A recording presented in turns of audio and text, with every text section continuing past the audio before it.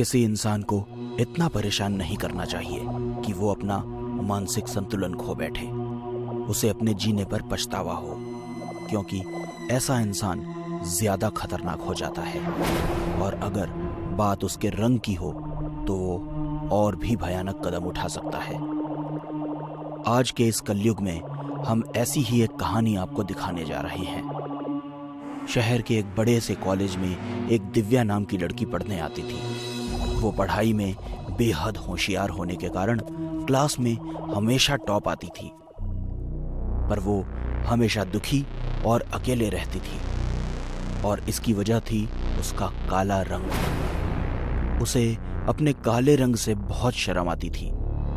Class में उसके साथ पढ़ने वाली बाकी लड़कियां भी उसके काले रंग से चिढ़ती थी। एक दिन कॉलेज छूटने के बाद जब दिव्या अपने घर जा रही थी, तब अचानक उसकी दो सहेलियां अंजू और नीता उसके सामने आ गई और उसका मजाक उड़ाने लगी। क्या बात है दिव्या रानी, आज बड़ी भागी भागी घर जा रही हो? कुछ नहीं, मुझे परेशान मत करो, जाने दो। अरे चली जाना, पर कुछ देर हमारे साथ थोड़ी बात तो कर लो। क्या पता बात करते करते हमारा गोरा रंग थोड़ा सा तुम पर भी आ जाए और तुम भी इतनी बदसूरत ना लगो। अंजू और नीता हंसने लगी। दिव्या को नीता की बात का बुरा लगा। अरे नहीं नीता, ऐसा भी तो हो सकता है कि बात करते करते इस काली का रंग हम पर आ जाए और हमारी खूबसूरती बिगड़ जाए। नहीं अंजू, ऐसा नहीं होगा, क्योंकि इसका काला रंग तो एकदम पक्का है। मरते दम तक ये काला रंग इसके चेहरे से थोड़ा भी कम नहीं होगा। दोनों फिर से हंसने लगे। दिव्या को इस बात पर गुस्सा आ गया। तुम सब कितने बुरे हो। तुम्हारी इन्हीं हरकतों की वजह से मुझे कितनी तकलीफ होती है, इसका अंदाजा है तुम्हें? ज्यादा बोलने की जरूरत नहीं है।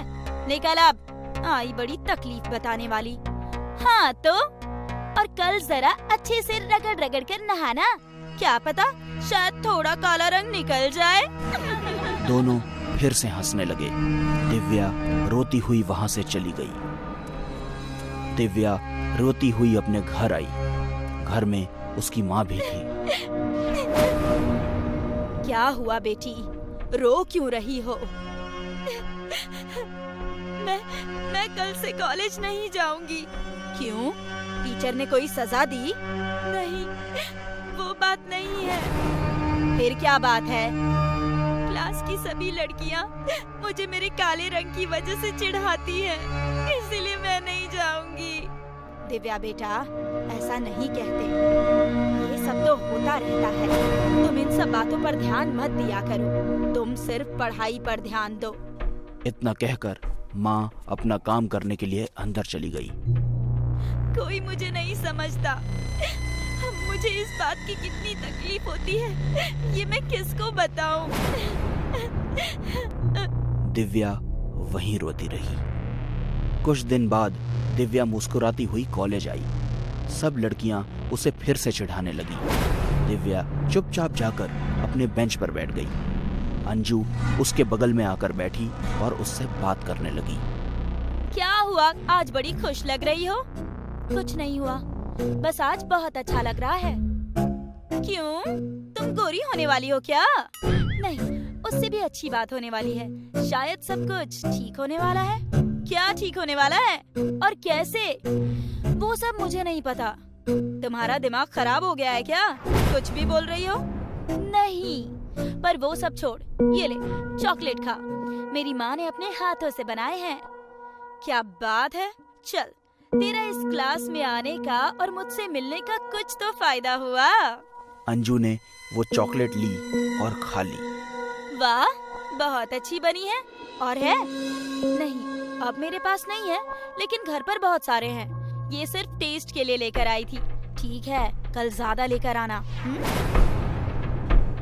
अगले दिन जब दिव्या कॉलेज आई तो क्लास में सारी लड़कियां एक जगह जमा थी। दिव्या नीता के पास गई। क्या हुआ, सब ठीक तो है ना? आ गई तू, कलमुही, तेरी ही कमी थी। लेकिन हुआ क्या?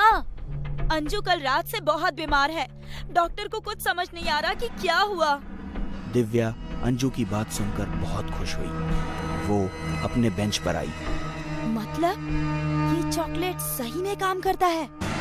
मतलब अब सब कुछ ठीक हो जाएगा। अंजू का काम तो हो गया, अब इन सबकी बारी है। दिव्या ने अपने बैग में से बहुत सारी चॉकलेट निकाली और वापस उन लड़कियों के पास चली गई। सुनो, मुझे पता है कि तुम सब बहुत परेशान हो, इसलिए मैं तुम्हारी परेशानी कम करने के लिए चॉकलेट्स लाई हूँ। इन्हें मेरी माँ ने घर पर बनाए हैं। तुम सब खाओ, तुम्हें बहुत अच्छा लगेगा। हाँ, अब मुंह लटकाकर बैठे रहने से भी क्या होगा।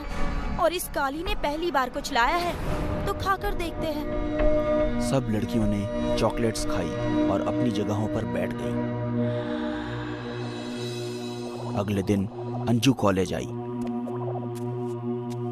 दिव्या ने जब अंजू के चेहरे को देखा तो वो जोर जोर से हंसने लगी।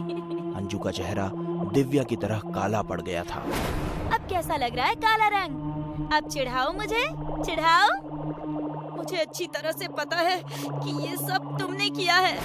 उस चॉकलेट में जरूर तुमने कुछ मिलाया था और इसलिए मेरी ये हालत हो गई है। अंजू ने दिव्या की कंप्लेंट कॉलेज के प्रिंसिपल को की। प्रिंसिपल ने दिव्या और उसकी माँ को कॉलेज बुलाया। तब तक सारी लड़कियों का रंग काला पड़ चुका था और उसे देखकर दिव्या बहुत खुश थी। ये सब क्या हो रहा है?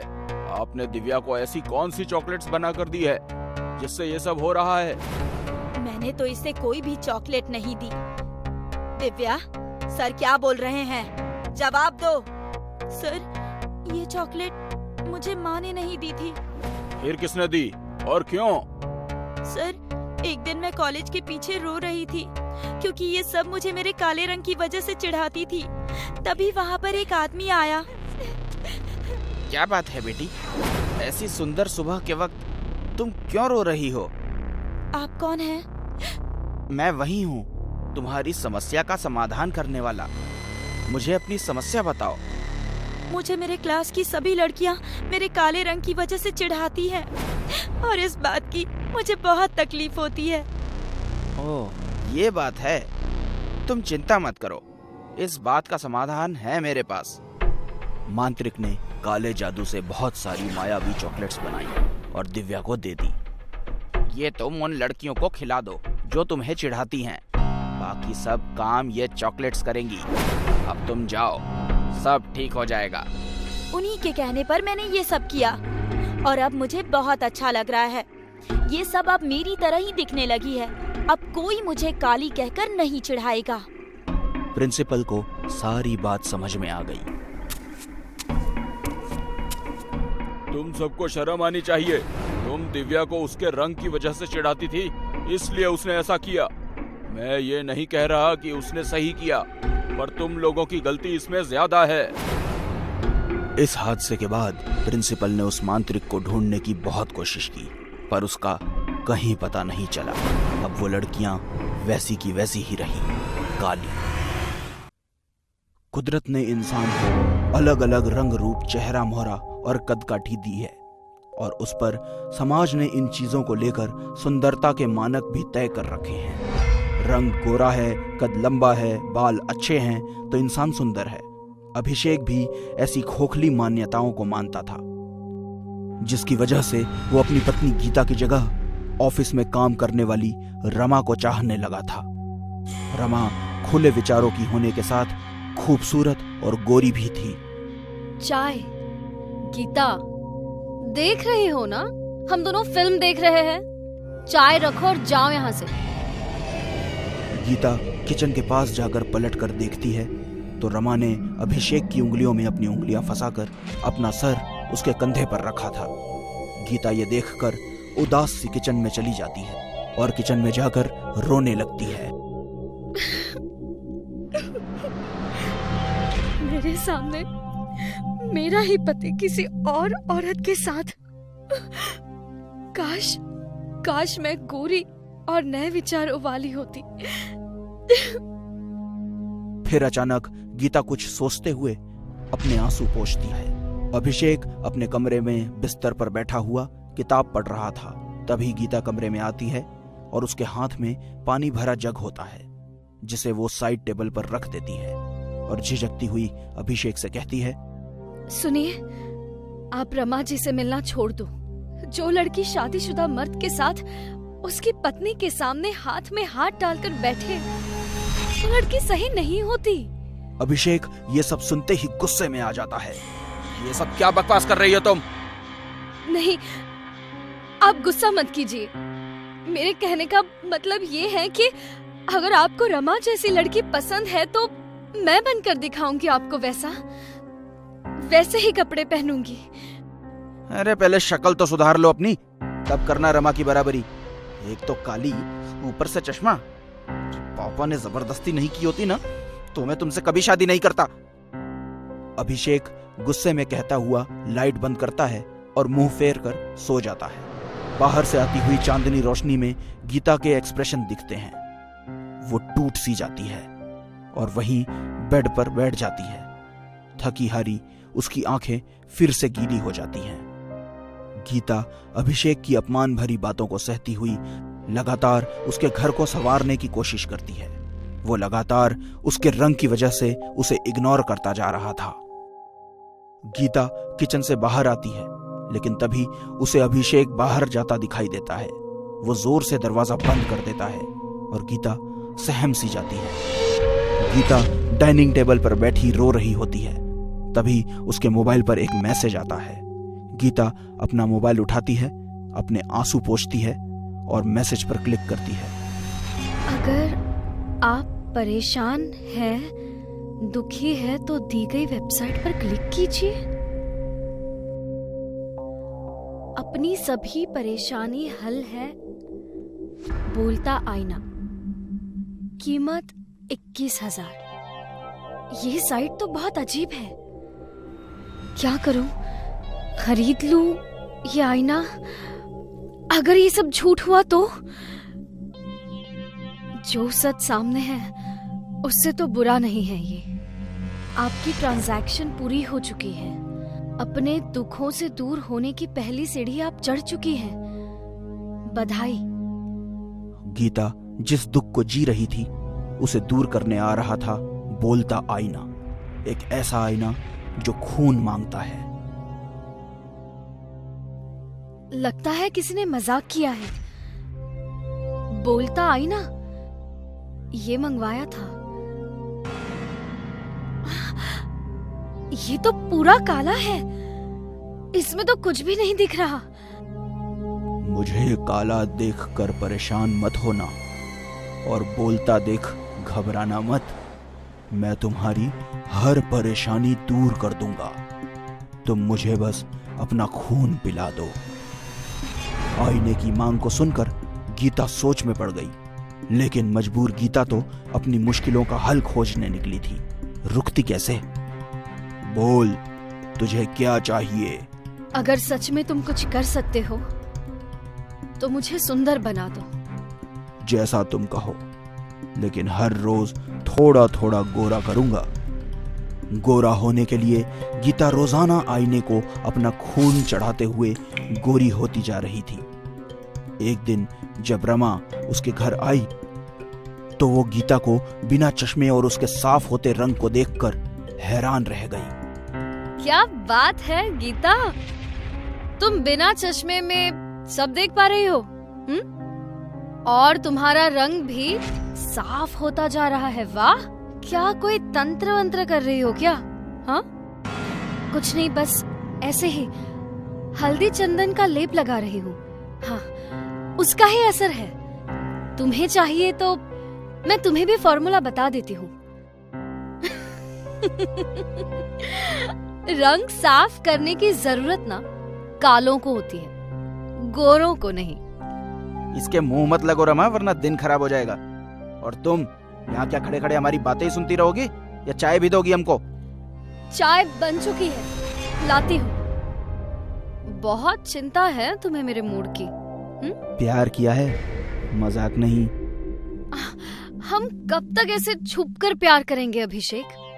कुछ करो ना प्लीज, दूर करो इस घटिया औरत को अपनी लाइफ से। मैं तो कहती हूँ जहर देकर मार ही क्यों नहीं देते? चिंता मत करो रमा, वो दिन भी जल्दी आ जाएगा। नीचता की भी हद होती है रमा। जब से शादी हुई है तब से तुम दोनों की हरकतें झेल रही हूँ, लेकिन अब दूसरों की भावनाओं के साथ खिलवाड़ करने के लिए तुम दोनों जैसे कमीनों को भयानक सी सजा मिलनी चाहिए, और वो सजा मैं तुम दोनों को दूंगी। तुम्हारी हिम्मत कैसे हुई ये सब कहने की? बोलते आई ने मेरी परेशानी और दुख की जड़ ये दोनों हैं। खत्म कर दे इन्हें। जैसा तुम कहो। ये क्या हो रहा है अभिषेक? ये कुछ तो गड़बड़ है। भागो यहाँ से। नहीं, छोड़ दो मुझे, छोड़ो।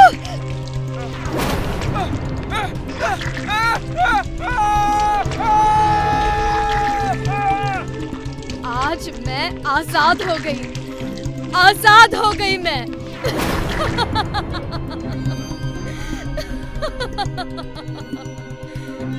इस कहानी से हमें ये शिक्षा मिलती है बच्चों कि कभी किसी को इतना भी परेशान नहीं करना चाहिए कि वो हद पार करके आपको जान से ही मार दे।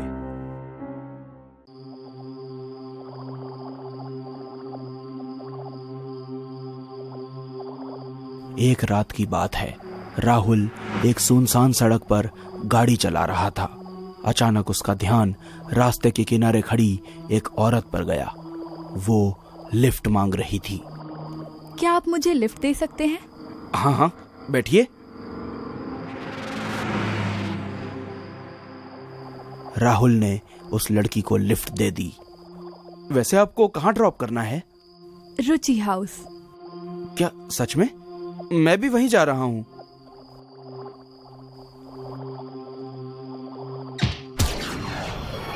अरे कहाँ गई है?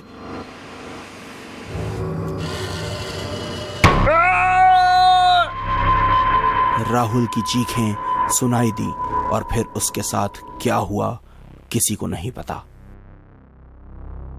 अगले दिन राहुल की लाश मिली।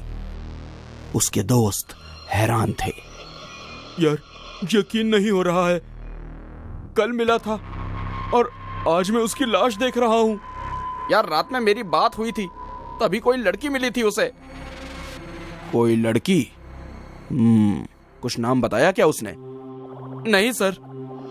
आप लोगों को कुछ भी पता चले उस लड़की के बारे में तो सबसे पहले हमें बताइए। शायद उसका हाथ हो राहुल के खून में। राहुल, विक्की, राकेश और रफीक सारे दोस्त एक ही ऑफिस में काम करते थे। राहुल की मौत के बाद तीनों दोस्त काफी दुखी रहने लगे।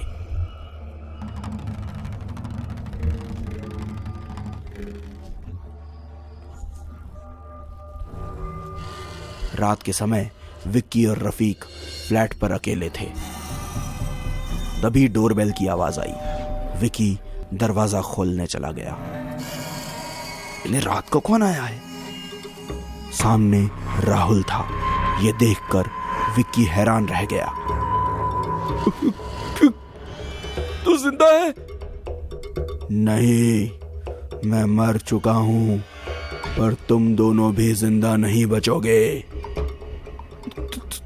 तू हमें मारेगा?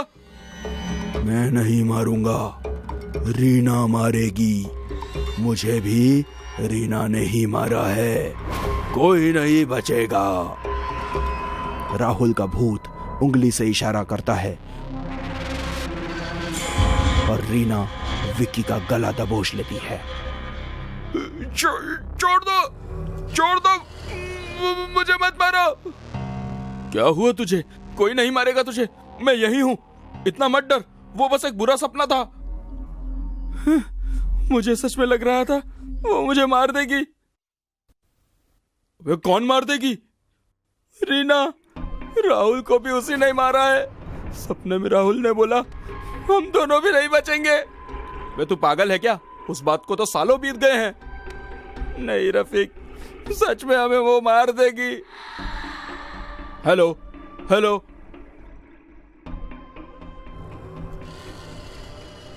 मैं पुलिस स्टेशन से बोल रहा हूँ।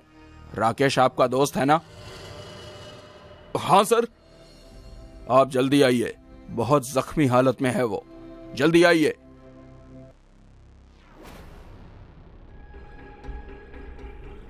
क्या हुआ? कुछ तो बोल, किसका फोन था? पुलिस का।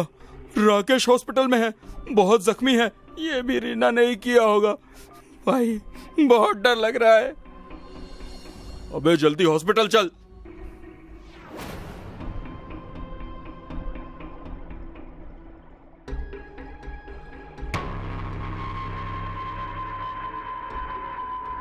राकेश दोस्त, ये कैसे हुआ? तू ठीक तो है ना? पता नहीं यार, कार चलाते वक्त बीच रोड पे कोई लड़की आ गई, उससे बचने के चक्कर में कार पेड़ से जा टकराई। तू फिक्र मत कर, तुझे कुछ नहीं होगा। वो लड़की थोड़ी थोड़ी रीना की तरह दिख रही थी। रीना का नाम लेते ही राकेश के दिल की धड़कनें बढ़ गईं। वो छटपटाने लगा, पर राकेश की जान बच नहीं पाई। राकेश!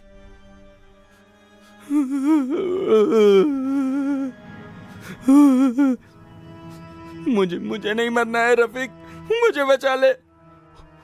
मैं किसी को जानता हूं, शायद वो हमारी मदद कर सके। रफीक विकी को मोनी के पास ले गया। मोनी भूत प्रेत और मरे हुए लोगों से बात करती है। तुम दोनों इतने डरे हुए क्यों हो? उस बुरी शक्ति ने हमारे 2 दोस्तों को मार दिया है, पर हम दोनों को नहीं मरना है। हमें बचा लो, जितने पैसे चाहिए हम देंगे, बस हमें बचा लो। मोनी अपना काम शुरू करती है। सारी सामग्रियों को एक करके वो बड़ा घेरा बना लेती है। वो बुरी शक्ति इस घेरे में आएगी। तुम दोनों गलती से भी इस घेरे में कदम मत रखना। वो हमें कुछ करेगी तो नहीं ना? जब तक मैं हूँ, वो बुरी शक्ति हम दोनों को कोई नुकसान नहीं पहुंचा सकती। मोनी ने अपनी आंखें बंद कर ली। ए दुष्ट शक्ति, आजा। लाइट्स बंद चालू होने लगी। जोर जोर से हवा चलने लगी और अचानक से घेरे में एक आत्मा आती है। क्यों बुलाया मुझे? तू इन दोनों को क्यों मारना चाहती है? कौन दोनों? रीना की आत्मा रफीक और विकी को मारने की कोशिश करती है, पर घेरे के बाहर नहीं जा पाती। मुझे छोड़ दो, मुझे छोड़ दो। उस रात मैं भी ऐसे ही चिल्ला रही थी। छोड़ दो मुझे, जाने दो मुझे। तुमने जाने दिया? मुझे छोड़ दे, मैं तो तेरे भाई जैसा था ना। मैं भी तो तुझे अपना भाई मानती थी, पर उस रात तूने अपनी औकात दिखा दी। शांत हो जा। नहीं होंगी। तेरे साथ क्या हुआ मुझे बता, मैं तेरी मदद करूंगी। हम 5 लोग एक ही ऑफिस में काम करते थे। हम बहुत अच्छे फ्रेंड्स थे, पर एक रात विकी ने मुझे कॉल करके रुचि हाउस में बुलाया, पार्टी के बहाने। फिर राकेश ने मुझे ड्रिंक ऑफर की। ड्रिंक पीने के बाद मैं अपना होश खो बैठी और इन हैवान लोगों ने एक एक कर मेरे साथ जबरदस्ती की और मुझे अधमरा करके छोड़ दिया। मैं रात भर रोती रही, चिल्लाती रही और फिर मैंने खुद की जान ले ली। रीना की दुख भरी कहानी सुन के मोनी के आंसू बहने लगे। ऐसे लोगों को जिंदा रहने का कोई हक नहीं है। मैं तुझे आजाद कर रही हूँ, जा ले ले अपना बदला।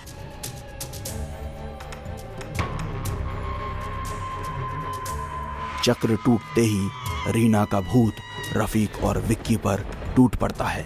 रीना ने विक्की के शरीर पर नाखूनों से गहरे वार किए। उसे लहूलुहान करके वो रफीक पर कूदी और रफीक की गर्दन पर काटकर उसे वहीं मार दिया। मेरा बदला पूरा हुआ, शुक्रिया।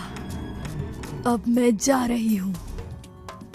दोनों के मरते ही रीना का भूत गायब हो गया और मोनी उठकर वहां से चली गई। रीना के भूत का बदला पूरा हुआ।